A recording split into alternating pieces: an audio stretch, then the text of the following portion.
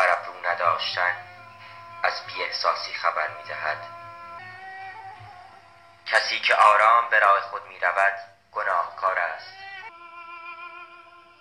به من می‌گویند بخور، بنوش و از آن چه داری شاد باش. اما چطور می‌توان خورد و نوشید وقتی خوراکم را از چنگ گرسنه‌ای بیرون کشیدم و به جام آبم تشنه‌ای مستحق‌تر است. اما باز هم می‌خورم و می‌نوشم.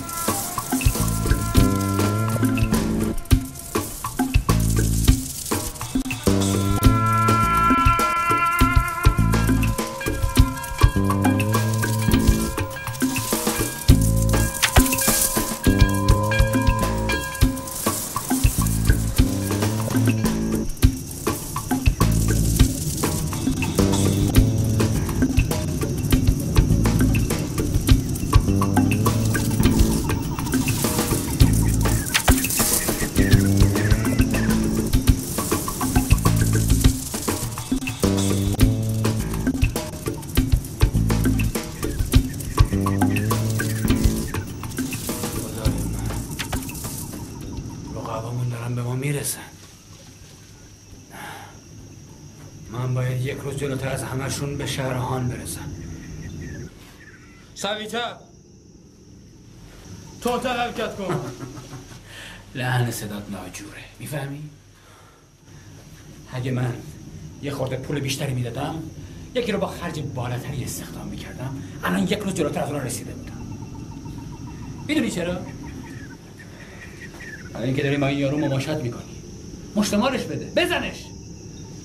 هرچند من خودم اصلا طرفدار کتک کاری نیستم اصلا، اما اینجا دقیقاً موقعیه که لازمه. فهمیدی؟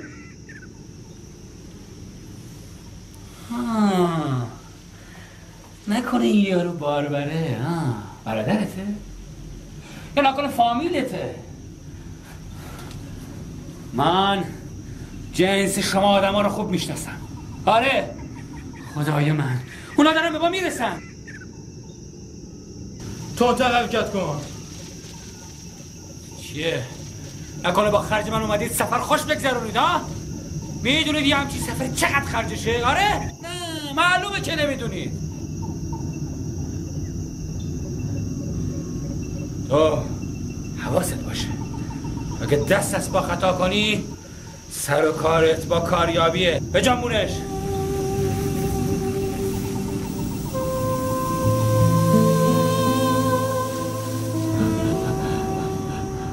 منو بدم ولی آرومتر. من باید اونقدر طاقت داشته باشم که تو هم بتونن حرکت کنه. قابمون دارن به ما میرسن. من قماش شما آدم ها رو میشناسم. من باید یه روز جلوتر از اونا تو ایستگاه هان باشم. بجا بزنش.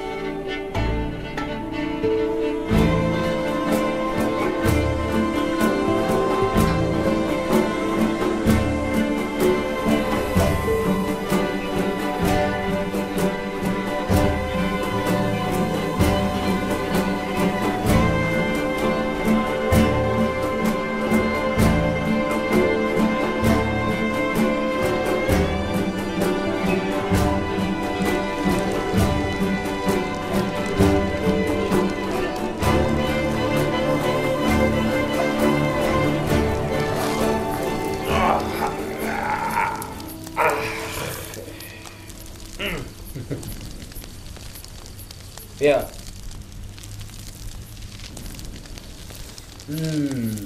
بگیرش. توتون. برش دار. کاغذ سیگارش هم هست. بگیر. اونقدر توتون داریم که بتونید با دودش گلوتون رو سوراخ کنید. تاورگا هر چقدر دود کنید دووم میاره تو تونمون. تا اینکه بکشین و کیف کنید.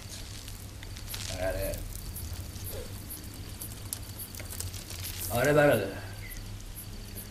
تو یک همچین سفری ما همگی با هم برادریم. آره بکشید، هر چقدر دوست دارید بکشید. تاورگا هر چقدر دود کنید دووم میاره تو تونمون. تو تونمون؟ از وقتی تو ایستگاه خان با پاسبونا برخورد کردیم این یارو بازرگانه یهو عوض شد. از وضع جاده ها و آدم هاتون راضی هستین آقا؟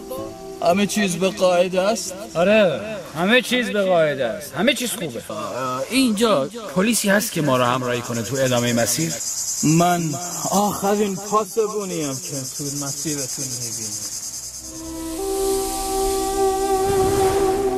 به کل با لحن دیگه‌ای با ما حرف میزنه، مهربون شده، اگرچه بازم مراعات حالمون رو نمیکنه.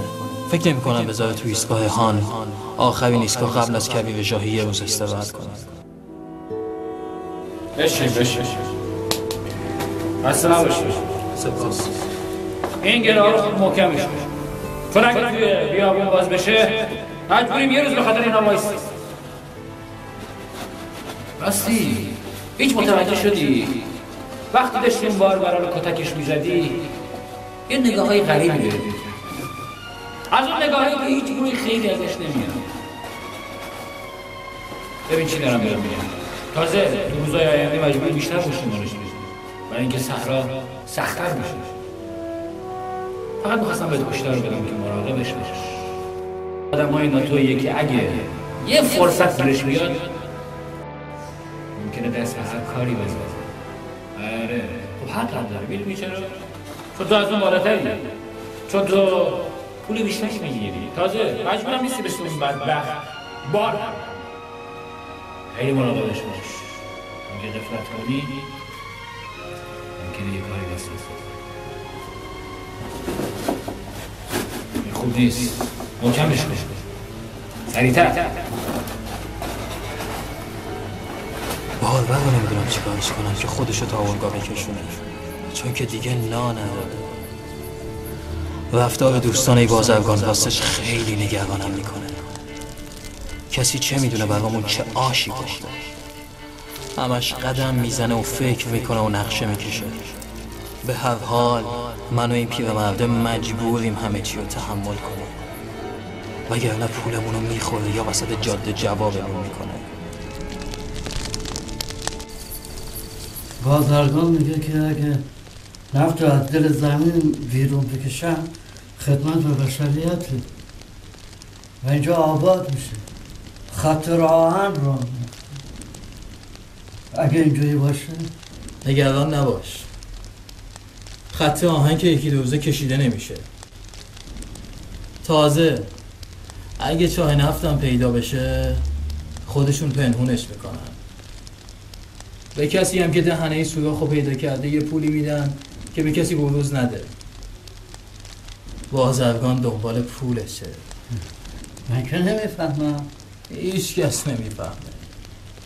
میگم که رای کبیر از جاده بدتره. خدا کنه که پاهم طاقت بیاره. البته که میاره. میگم رازم این طرفا خیلی زیاده. روز اول اگه بخوایم بریم میتونیم از مسیرشون گم بشیم. بعدش چطور؟ بعدش از مسیر رود میگذریم، بعدش هم خط چاه رو دنبال میکنیم که گم نشیم. تو راه رو بلندی؟ آره. گذشتن از رودخونه این سخته؟ معمولا تو این فصل از سال نه، اما اگه آب رودخونه طغیان کنه ممکنه خطرناک بشه. اگه رودخونه طغیان کنه چه باید بکنه؟ هیچ، باید این 7-8 روزی صبر کنه.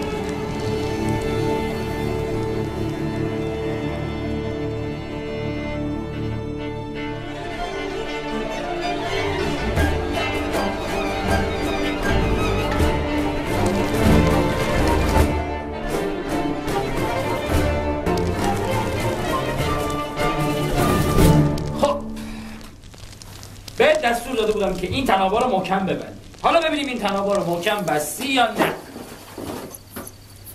نه دیدی؟ دستور من اطاعت نکرد.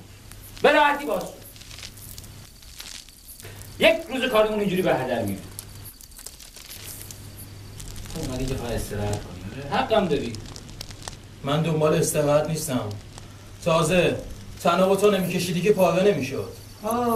تازه داره با من 1 و 2 میکنه. خیلی خوبه، عالیه. اگه راست میگه تو روی من نگاه کن بگو این طلا پاره نشده. تازه رو کارگر منم کوچکترین تأثیری نداری. علاوه بر اون شواهدی وجود داره که تو داری این پیرمرد رو علیه من میشورونی. چه شواهدی؟ شواهد این که تو از نظر من اخراجی. همین الان شما نمیتونید منو وسط راه اخراج کنید. تو باید خوشحال باشی که من گزارش رو به اداره کار ارگان نمیدم. حق و حقوقتم کامل بهت میدم، همشو. آی اما خالدار، اما خالدار، خوب کاری نکردم پهلو نشستم. آدم خیلی بدجنسیه، مواظبش باش. نمیدونم چطور ادامه این مسیر رو میخواین خودتون برید. بیا این قمقمه رو بگیر، قایمش کن. اگه راهو گم کنین ازت میگیرتش. بهتره با من حرف نزن، چون اگه بشنوه ممکن من اخراج کنه. هیچ چیز نمیتونه منو مجبور کنه که دستمزد من بده. من تو مثل تو عضو اطاعتی نیستم.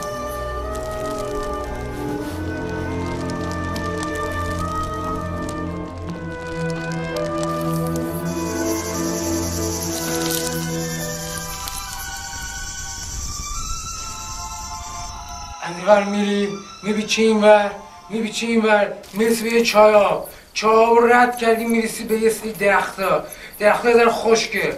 درختا رو رد کن و بپیش به حد اینورش برو. فهمیدی؟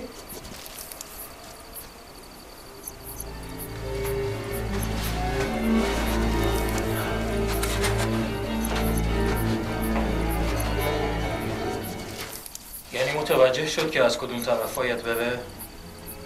من که فکر نمی کنم. آخه خیلی زود گفت فهمیدم.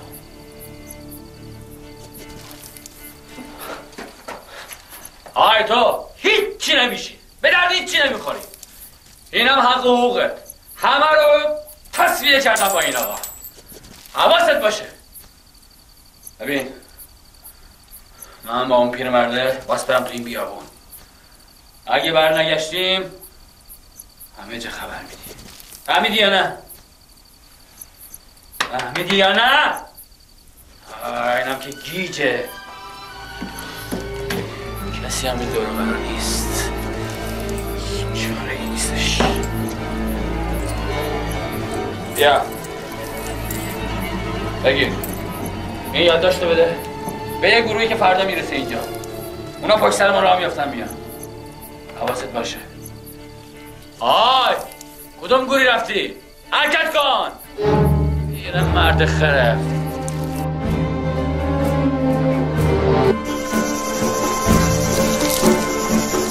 ضعیف راحت میگیره، قوی حقا میگیره. ضعیف راحت میمیره، قوی حقا میگیره. عجب آدم بیغمیه. رفتن دارم تو ایستگاه میلونن، اون وقت این داره با صدای بلند آواز میخونه. تو مقصدم میگیرم پول و یه تیکه اسناد. تو واسه چی داری میخونی؟ ها؟ چرا داری با صدای بلند میخونی؟ بخوای همین راستنا رو میریزی اینجا؟ ضعیف راحت میمیره، قوی حقا میگیره. من از اون راهنمای اصلا خوشم نمیومد. میدونی چرا؟ چون خیلی آدم بیادبی بود. خیلی. بله. با اینکه حاضر بود چکمه های منم بلیسه، اما اصلا بهش اعتماد نداشتم. ضعیف راحت میمیره، قوی هوا میگیره. ضعیف راحت میمیره. اصلا تو چرا خوشخوشونته ها؟ چرا؟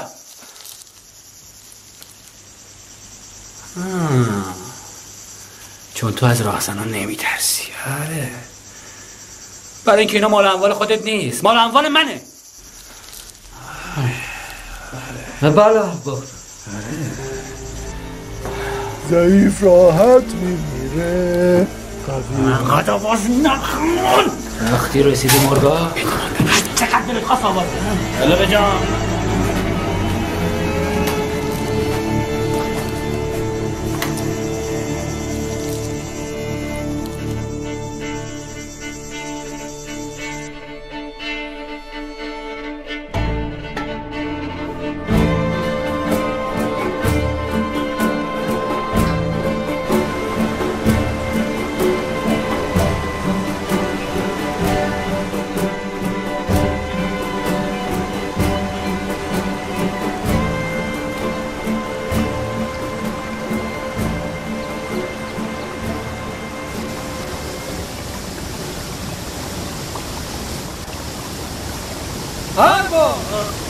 ما جاده رو درست اومدیم. این از خونه میر عبور از سختی و در این پس آب طغیان کرد. عبور از اون خیلی دشواره، خطرناکه. باید عبور کنیم. ولی عبور از اون خیلی خطرناکه ارباب. ولی باید 8 روز صبر کنیم. حتی یک روز هم نمیتونیم صبر کنیم. باید بریم.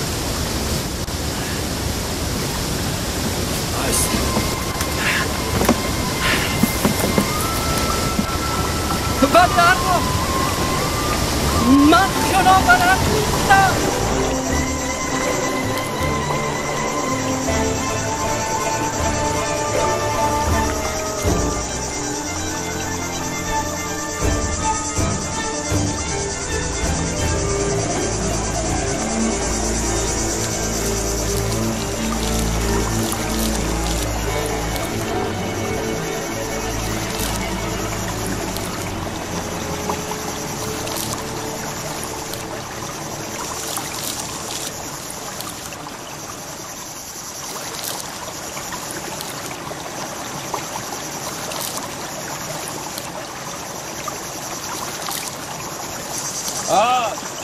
چیکار میکنی؟ دارم رد پاها رو پاک میکنم ارباب. چی؟ از ترس دزدا.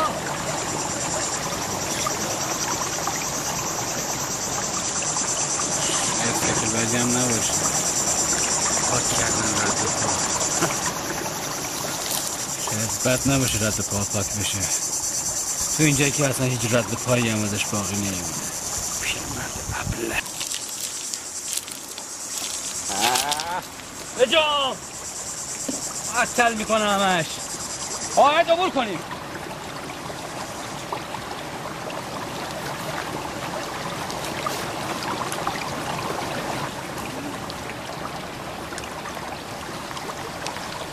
ارباب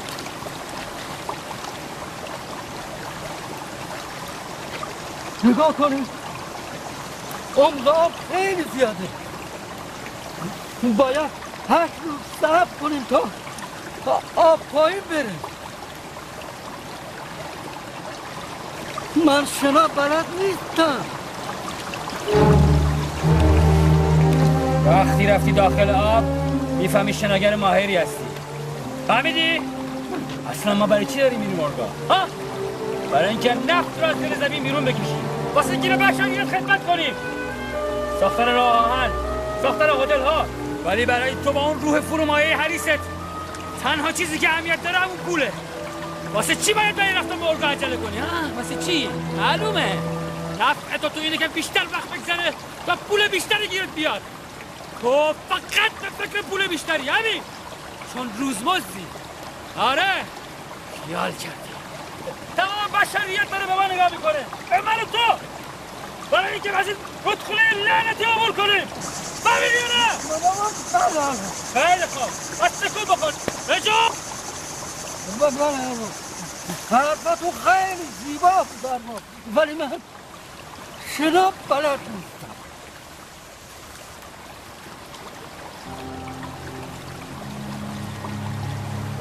را بیا. کار باید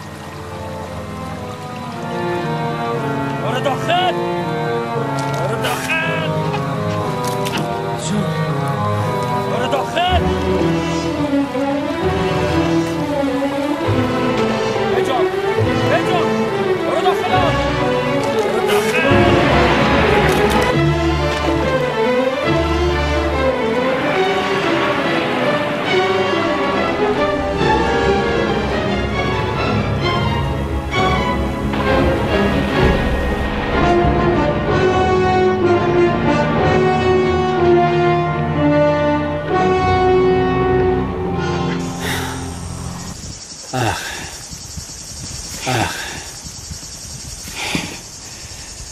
اگه از آب نگرفته بودمت الان غرق شده بودی. بله ارباب.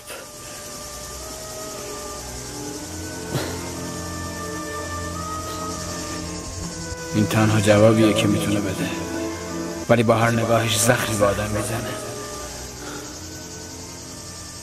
خدا کنه که متوجه باشه. دست مشکل پیدا کرده.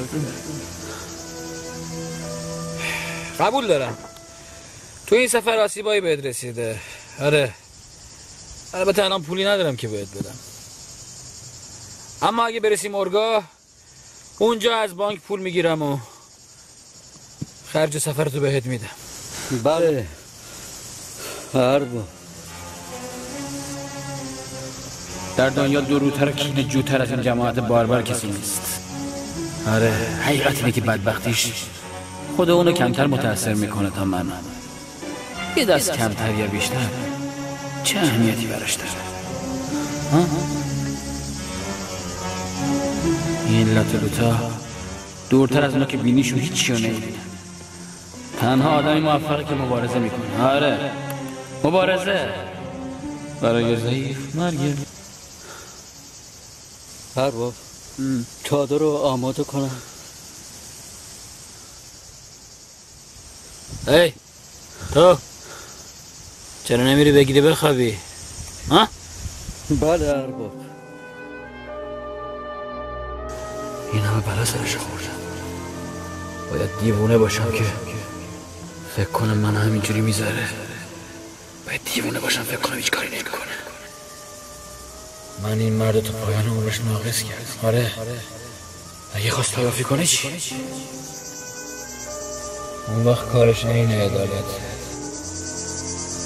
اعتماد هم پایه حماقت. نباید بنده خواب بشم. اون وقت ممکنه دست به هر کاری بزنه. این همه بلا سرش نباید بخواب. اگه خواست تلافی کنه چی؟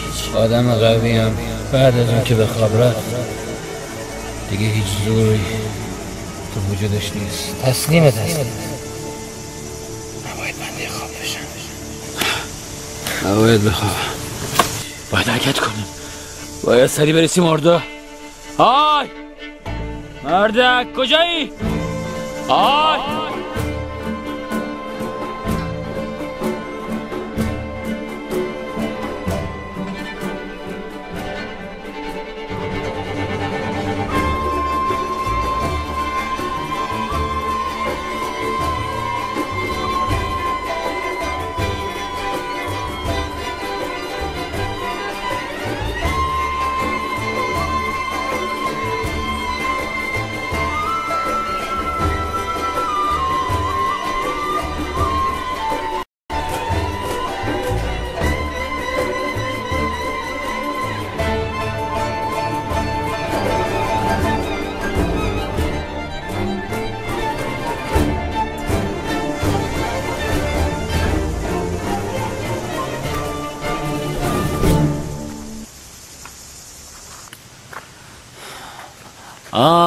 چیه؟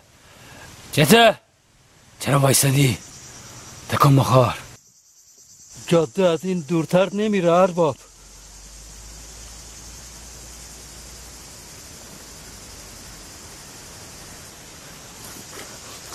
ارباب منو بزن، ولی به دست مجروح هم نزن. من دیگه راه رو بلد نیستم. مگه مهمون خانه در ایستگاه هان برات شرح نداده بود؟ بله ارباب. خب بعد میترسیدم جوابم کنی ارباب. من ازت پرسیدم فهمیدی؟ تو هم گفتی بله. نه ارباب. تو نفهمیده بودی؟ نه ارباب. آخه بس چرا گفتی بله؟ من فقط میدونستم که فقط باید رد 4 رو بگیرم، همین. خب پس رد 4 رو بگیر بریم. ولی نمیدونم کجاست. را بیافت برو. فکر مسخره کردن منو از سرت بیرون کن. میگم منتظر اونایی باشیم که پشت سر ما دارن میاد. تو قبلا این راه رو اومدی، این ور اومدی و خوبم بلدی. آره حرکت کن.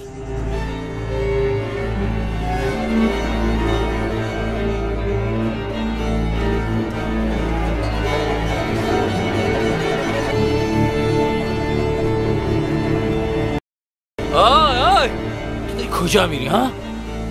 مشرق این وره، تو داری کجا میری؟ رو به شمال؟ خیال میکردم مشرق از اون وره. کجا؟ کجا ها؟ ببین شمال کجا ها؟ کجا؟ شمال کجا؟ شمال اون ور کجا میخوای بری؟ شمال مشرق این وره. منو بزن ولی به دست مجنونم نزن. حالا بهت نشون میدم مردی که جالق که رو بازون نه. فری میدی آره؟ رو بازون نه. اون بره ارباب. این بره ارباب. چاهای نفت بره ارباب. رد چاهای نفت باید میگرفتی میرفتی. فری میدی میگم مشرق کدوم وره. میخوای بول بزنی ها؟ میخوای بله ببری سمت شمال. مشرق میخوای منو این بره ارباب.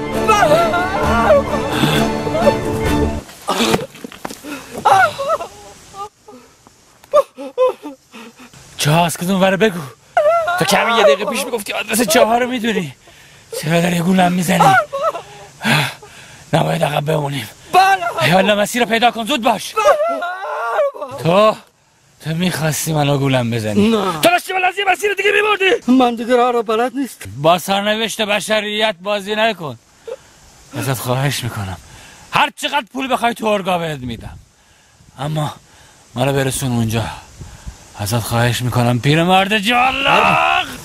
خودتون رو ناراحت نکن.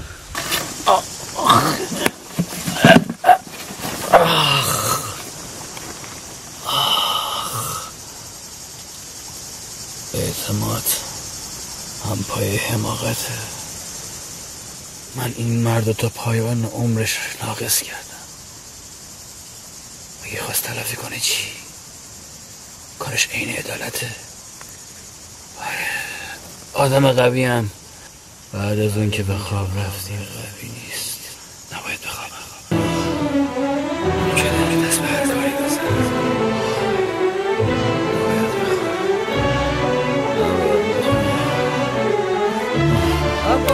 ارباب خودتون رو ناراحت نکنید. بیاین یه قدر از این آب بنوشین.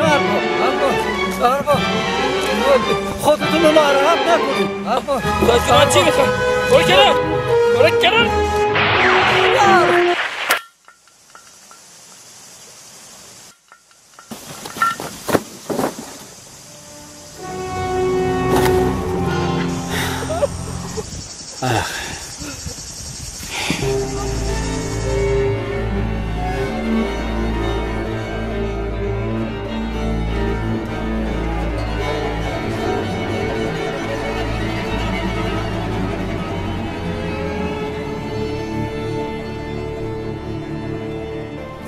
شنیدم که تو دادخواستتون کیفر بازرگان جبران خسارت رو طلب کردین. من با عجله خودم رو رسوندم اینجا چون میدونم شوهرتون بیگناه کشته شد. دلیل اونم با خودم آوردم. تو پر شالمه. گفتی تو پر شالته؟ یه نصیحتی بهت میکنم از پر شال درش نیار. یعنی زن باربر رو دست خالی از اینجا بفرستیم بره؟ منم میخواد اسم بره تو لیست سیاه اولگا. دادگاه رسمیه. نوبت سخن با زن باربره. آقای قاضی، شوهرم بارهای این آقا رو توی بیابون جاهی براش حمل میکرد. کمی دیگه مونده بود به آخر سفر این آقا اونو با تپانچه کش. با این که دیگه ممکن نیست که شوهرم دوباره زنده بشه، من از شما درخواست میکنم که خاطرش مجازات بشه تا خسارتمون جبران بشه. آیا شما ادعای خسارت هم داریم؟ بله. آخه میدونین چون من و پسر کوچیکم تنها نوناور خونمون رو از دست دادیم. من سرزنشتون نمی کنم. این گونه ملاحظات برای شما هیچ عیبی در بر نداره. آیا شما به باربر شلیک؟ بله جناب قاضی. میتونید برای دادگاه علل این حمله رو توضیح بدین؟ بله، میخواست از پشت منو با یه سنگ از پا در بیاره. راهنمایی که جوابش کردین کجاست؟ همون که در مرحله اول با شما بود. منم. نظر شما چیه؟ اینو یادداشت کن. تا اونجا که من میدونم بازرگان میخواست زودتر به شهر اولگا برسه تا اینکه امتیازشو به دست بیاره. دسته‌ای که جلوتر از شما بود آیا با آهنگ صریحی حرکت میکرد؟ نه، تا اونجا که من میدونم نه. آیا برای این کار باید با سرعت بیشتری حرکت میکردین؟ آیا متهم صریحاً به شما دستور نداد که باربر رو مجبور کنین که تندتر راه بره؟ من اصلا به اون فشار نیاوردم جناب قاضی. بازرگان چرا شما رو اخراج کرد؟ بازرگان تصور میکرد که من بیش از حد با باربر مهربون بودم و شما به این کار مجاز نبودین؟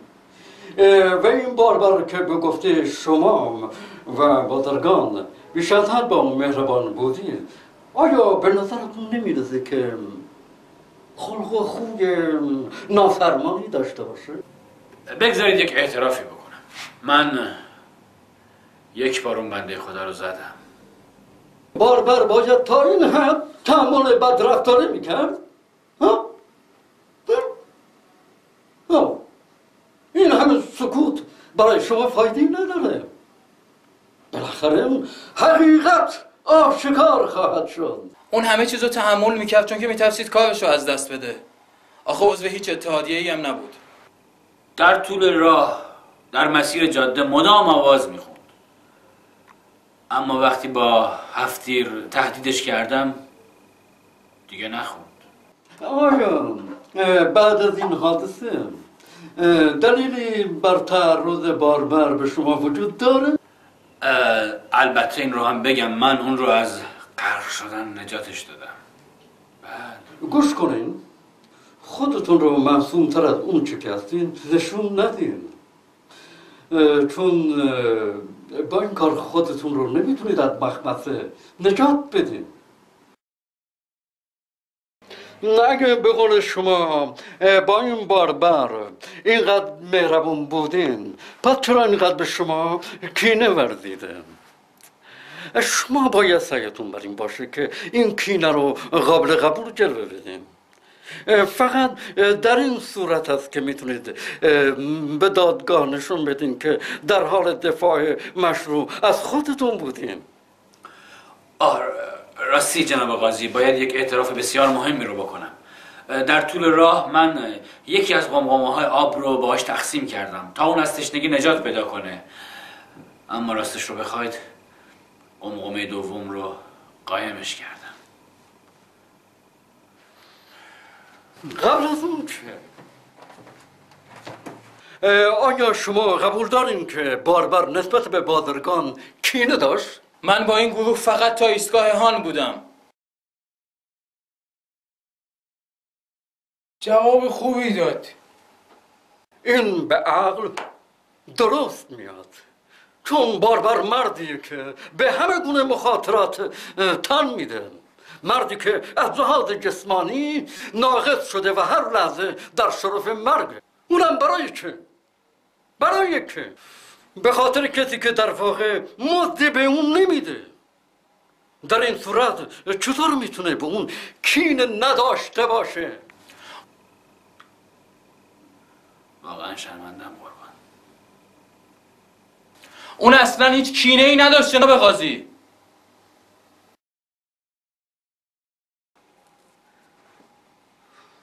حالا به شهادت مهمان خانه‌دار اسکای خان گوش میکنیم.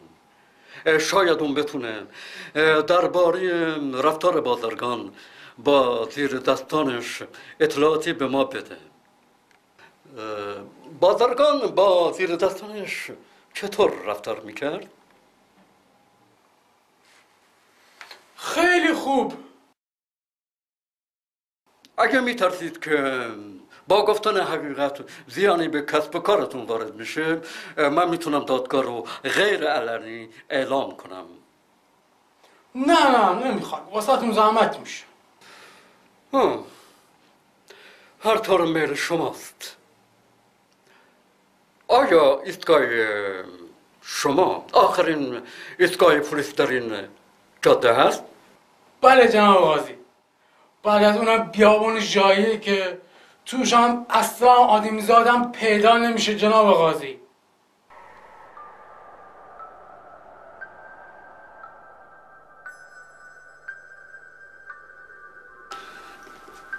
دادگاه به شور میپردازد.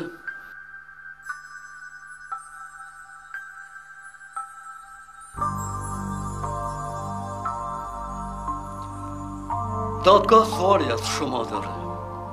آیا شما در نهایت امر از مرگ باربر استفاده کردین؟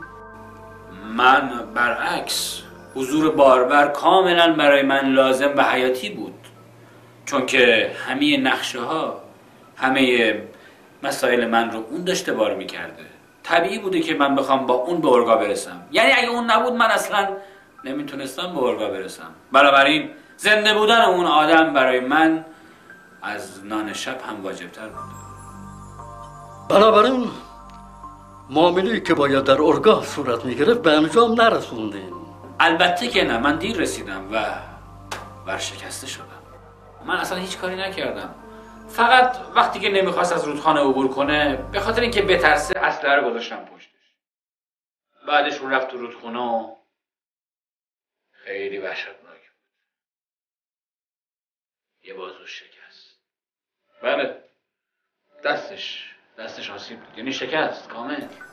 خب وقتی دیدم داره به طرف من بیاد، اونم با یه سنگی که تو دستشه، خب ترسیدم، برای اینکه اون در طول جاده من رو بارها تهدید کرد. خب شما فکرش رو بکنید، اگه من نمیکشتمش اون منو میکشت. طبیعی بود که باید از خودم دفاع کنم. من مجبور بودم جناب قاضی، هیچ راه دیگه ای نداشتم. من حرف دارم. شوهرم ممکن نیست که به اون حمله کرده باشه. اون هیچ وقت به کسی حمله نکرده، هیچ کس رو نکشته. شما آروم باشین، دلیل بیگناهی اون تو دستامه. بله، این همون سنگه، همون سنگی که دست باربر بود. آره، این همون سنگیه که دست باربر بود، خودشه. دیدی؟ نگفتم اون بیگناهه؟ این قمقمه من تو ایستگاه هان بهش دادم، مهمان خانه دارم شاهده. حالا کار خودش هم ساخته است. به گمانم که سنگ بود. خدای من، قمقمه. شاید فکر میکرد بازرگان تشنه است. در این صورت باید اون آدم احمقی بوده باشه. شما فکرش رو بکنید جناب قاضی. مردی رو که من یک دستش رو شکستم، برای همه عمر ناقصش کردم، چرا نباید تلافیش روی سر من در بیاره؟ ها؟ من باید دیوانه باشم که فکر کنم اون آدم نخواد تلافی کنه. مطمئناً قصدش انتقام بوده. شک نکنید قربان، اون قصدش انتقام بوده. این مرد در مقابل چند تا سکه ناچیز در کنار من که این هم به پول و ثروت دارم، حاضره که در جاده به اون سختی کنار من حرکت کنه. در حالی که جاده برای هر دو نفر ما به یک اندازه پرخطر بود. اما اون به تو آب داد. ولی برای چی باید اون آب بده؟ برای چی؟ پذیرفتن این نکته که باربر نخواد برای سر من بیاره اینه که بخوام فکر کنم اون یه دیوونه بوده. با این همه کاری که من کردم خب مطمئنا قرار بود یک بلای سر من بیاره. طبیعیه. وقتی که دیدم داره با یک سنگی به طرف من میاد فکر کردم که میخواد با من حمله کنه. راستشو بخواید اون نسبت به من کینه داشت. خب ممکن بود هر لحظه من رو به قتل برسونه. من مجبور بودم از خودم دفاع کنم. بنابراین به سمتش حمله کردم. بله و اون رو به قتل رسوندم. حالا که چنینه حکم دادگاه رو اعلام میکنم.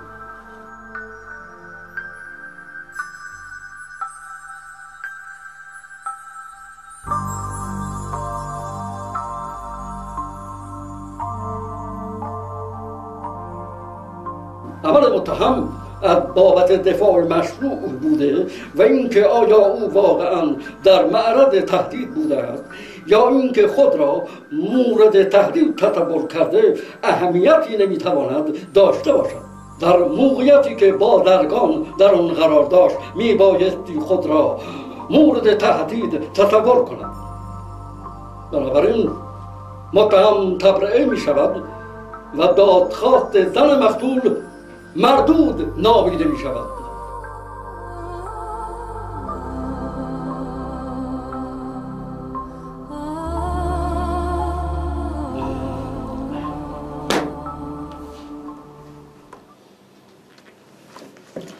ختم دادگاه را اعلام می کنم.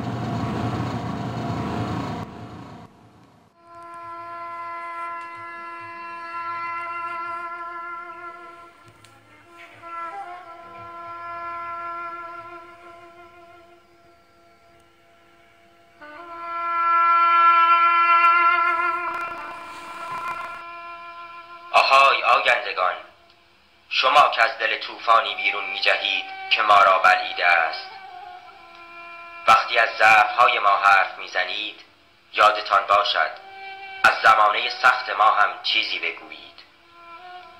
به یاد آورید که ما بیش از کفش هامان کشور عوض کردیم و نومیدانه میدانهای جنگ طبقاتی را پشت سر گذاشتیم، آنجا که ستم بود و اعتراضی نبود. این را خوب می‌دانیم. حتی نفرت از حقارت نیز آدم را سنگدل می کند. حتی خشم بر نابرابری هم صدا را خشن می کند. آه، ما که خواستیم زمین را برای مهربانی مهیا کنیم، خود نتوانستیم مهربان باشیم.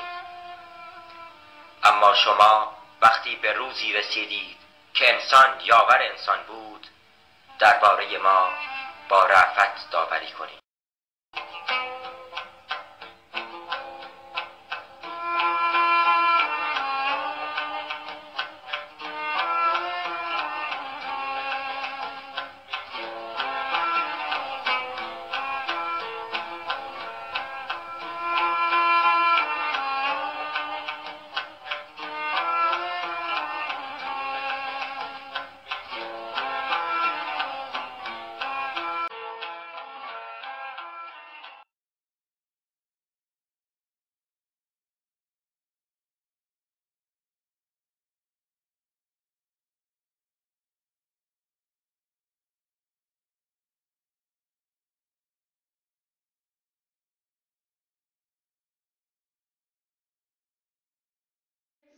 به این امید که من از خدا خواستم که این نمایشنامه برش رو با تمام وجود و بینایی دل و این بینایی چشم کمی که دارم ببرید تو صحنه‌های سنداری. خیلی خوشحالم و امیدوارم که فرصتی بشه که بعدها بیشتر این ملاقات بیشتر باشه، بیشتر ببینمتون.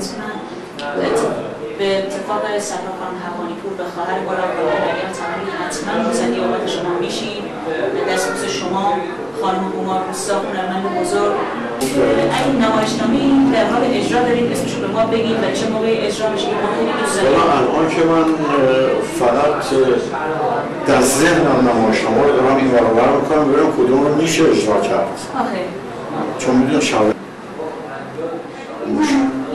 نمایشنامه رو در حال تو آبان سعی می‌کنم یا آذر اجرا کنم طوری که وقتی کلاس‌های شما گرفته نشه مصدی اوقات شما نشید فقط روزی که واقعا شما ببینم از نزدیک در سیاه‌کل و بریم به اطراف سیاه‌کل به گیلاقان اسپیگی دیلامان هر جا هست نزدیک باشه و ببینیم.